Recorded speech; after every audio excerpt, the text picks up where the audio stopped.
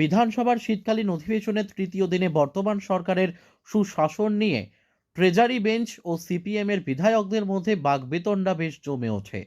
সরকারের সুশাসন নিয়ে প্রশ্ন তুলেন সিপিআইএম বিধায়ক দীপঙ্কর সেন। এ নিয়ে তোলপাড় বিধানসভা।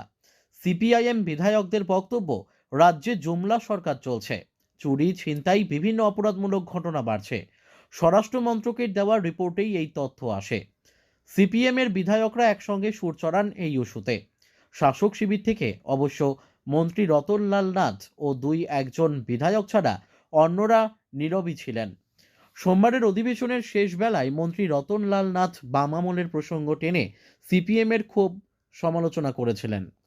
মঙ্গলবার এরই পাল্টা দিলেন সিপিএম এর বিধায়করা। এইদিকে বিধানসভায় জ্বলন্ত এই ইস্যুতে সিপিএম ও বিজেপির বিধায়কদের মধ্যে বাকবিতণ্ডা হলেও আশ্চর্যজনকভাবে নীরব ছিলেন তিপ্রামথার বিধায়করা।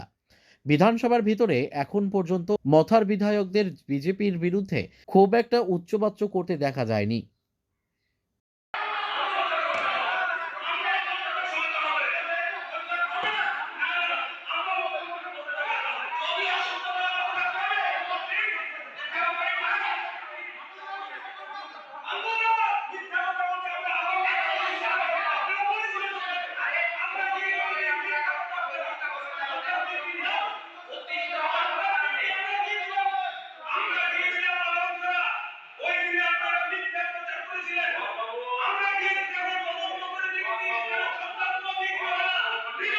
Bureau report, news daily Bharat.